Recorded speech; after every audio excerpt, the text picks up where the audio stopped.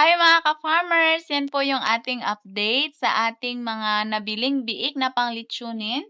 Pero meron pong tatlo dito mga ka-farmers na kasama yung anak po ng ating mama pig na puti mga ka-farmers. Isinama lang po namin sila sa isang kulungan. Hindi naman po nag-away kasi meron kaming ginawa mga ka-farmers yung ipinakita ko po sa aking isang video.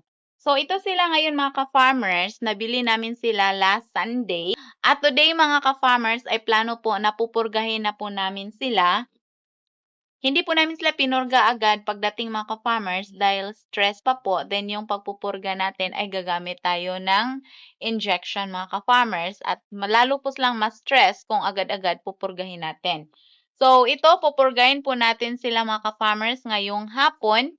At yung purga po na gagamitin natin ay ito pong Ivermectin by Hivets mga ka-farmers. Ito po yung ginagamit namin kasi epektibo siya, affordable mga ka-farmers para sa ating mga backyard hog raisers. Mura lang po siya mga ka-farmers at the same quality po sa mga mamahaling pangpurga. So sa mga backyard hog raisers natin dyan na gusto pong mag-avail ng ating pampurga, ilalagay ko na lang po yung link nito or yung yellow basket para maka-avail po kayo.